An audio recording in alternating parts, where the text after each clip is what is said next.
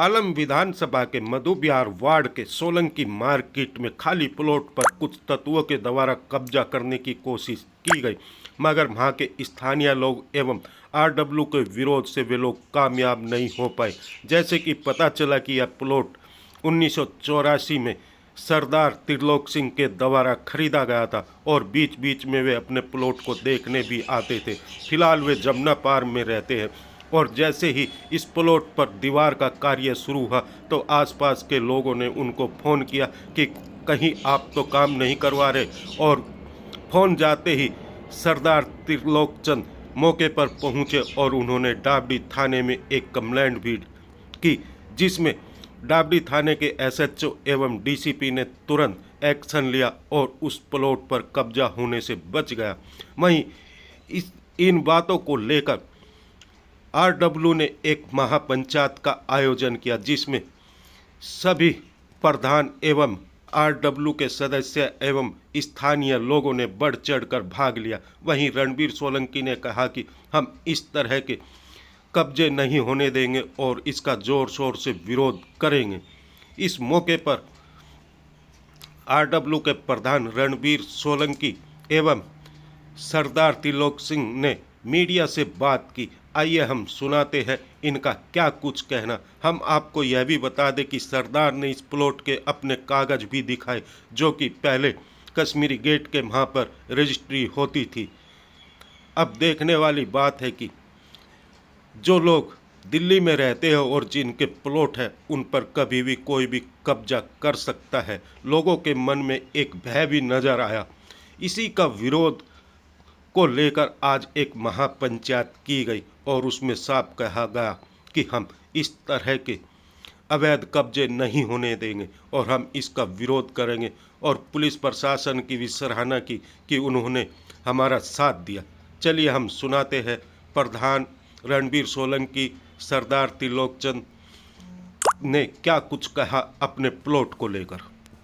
किस लिए महापंचायत आज जो मधु विहार जहाँ हम बैठे हैं, आज ये मधु विहार सोलंकी मार्केट के नाम से जाना जाता है। और कुछ जो कल सुबह की घटना है, कोई 5-6 बजे कह रहे 50-60 आदमी अगर भाई किसी पड़ोसी यानी कि सरदार जी के प्लॉट पर कब्जा कर रहे हैं। जब ऐसा इतला पड़ोस के लोगों ने हमसे दी तो एक प्रधान होने के नाते मैंने डीसीपी साहब को, एसएचओ साहब को सबसे पहले फ़ोन किया। एसएचओ साहब का तहे दिल से मैं धन्यवाद करता हूं, और डीसीपी साहब का और उनके स्टाफ का, क्योंकि डीसीपी साहब का जो नंबर था वो नहीं उठा पाए थे, लेकिन उनके स्टाफ ने फ़ोन उठाया, उन्होंने फ़ोन किया और तब ये जाके काम रुका। कौन लोग थे भाई 50-60 लोग अगर यहाँ खड़े थे, 10-20 मधु विहार के बस स्टैंड में खड़े थे। हरियाणा नंबर की भी गाड़ी थी, कोई कहीं की थी, गुड़गांव नंबर की भी थी, बहादुरगढ़ की साइड की भी गाड़ी बताई गई है यहाँ पे, और इतने आदमी यहाँ पे थे। अब जब लोगों ने यहाँ हमसे पड़ोसियों ने बताया भाई सरदार जी के प्लॉट में कब्जा हो रहा है, तो मैंने तो भैया फोन कर दिया। इधर ये सोमवंशी के पास जो हमारा आरडब्ल्यू का पुराना महासचिव, पूरा महासचिव था, इनके पास इनका फोन नंबर एड्रेस था। और जब इन्होंने मेरे को, मैं हैरत में हो गया, 1991 की भी आरडब्ल्यू के सरदार जी ने रसीद दिखाई, और ये जमींदार की जमीन है, पालम गांव की जमीन है, रतिराम की जमीन है। चाहे इसकी विजिलेंस इंक्वायरी हम उपराज्यपाल महोदय से, कमिश्नर ऑफ पुलिस और डीसीपी और एसएचओ साहब से एक ही मांग करते हैं, इसकी जांच हो, विजिलेंस इंक्वायरी हो, और जो गलत आदमी हो उसके खिलाफ कानूनी कार्रवाई हो, और जिसका प्लॉट है उसको इंसाफ मिले। जिस तरह यहाँ पे बताया गया कि कोई प्लॉट था, आपका प्लॉट था? मेरा प्लॉट है, मैंने 1984 में खरीदा था जी, 11 जनवरी 1984 को खरीदा था जी। कोई डॉक्यूमेंट्स आपके पास है? ये सारे डॉक्यूमेंट है जी मेरे पास, power of general power of ऐसे देखा तो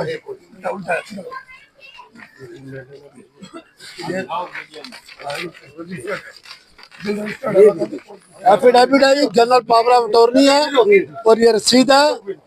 कब आपने प्लॉट लिया? 11 जनवरी 1984 को लिया था जी। क्या उसके बाद यहाँ आते थे? उसमें बीच बीच में आता था जी, हर 2-4 महीने बाद 2-3 महीने बाद मिलने आता था 4 आदमी को भी।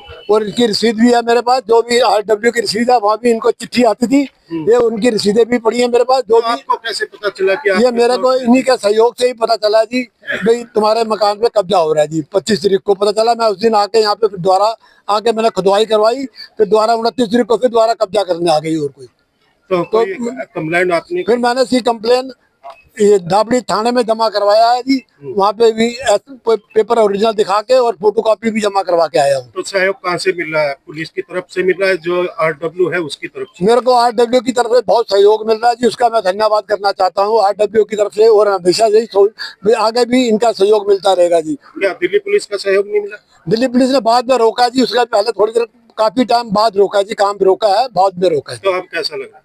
अब लग रहा है मैं ऊपर सोच हो जाएगा, अगर आपका सहयोग रहा तो दिल्ली पुलिस भी सब सहयोग मिलेगा जी, और ये मकान हमारा हमें प्राप्त होगा जी, मिलेगा, जरूर मिलेगा जी। देखा जाता है प्लॉटों पे कब्जे या मकानों पे कब्जे होते हैं, उनको लेकर देखिए, ये मामला जो है ये जांच का विषय है।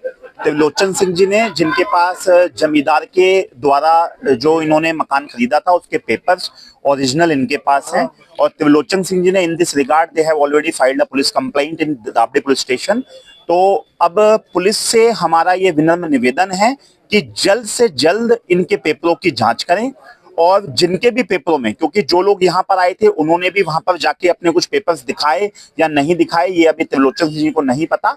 तो पुलिस से RWA ने भी और त्रिलोचन सिंह ने भी ये मांग की है कि जल्द से जल्द इस विषय पे जांच की जाए, और जो भी लोग दोषी हों उनके खिलाफ सख्त से सख्त कार्रवाई की जाए। वैसे इसमें ऐसे कानून कौन से होने चाहिए कि इस तरह की कोई घटना होती है? देखिए, ये बेसिकली ये फ्रॉड का मैटर है। अगर ये किसी ने किसी के पेपर्स को अगर जाली बनाए हैं तो उनके खिलाफ एक चिटिंग का भी मुकदमा दर्ज होगा, फॉर्जरी का भी मुकदमा दर्ज होगा। और सबसे बड़ी बात, ये केवल चिटिंग और फॉर्जरी नहीं है, इसके अंदर गवर्नमेंट रेवेन्यू पेपर्स के साथ भी फॉर्जरी की गई है। तो ये चिटिंग केवल एक उसके साथ नहीं है जो मकान का ऑनर था, ये चिटिंग सरकार के साथ भी है। क्योंकि जिन स्टैम्प पेपर्स का, अगर वो स्टैम्प पेपर्स डुप्लीकेट है या उन स्टैम्प पेपर्स का छेड़छाड़ की गई है, तो सरकारी स्टैम्प पेपर्स के साथ भी कहीं ना कहीं दुरुपयोग किया गया है।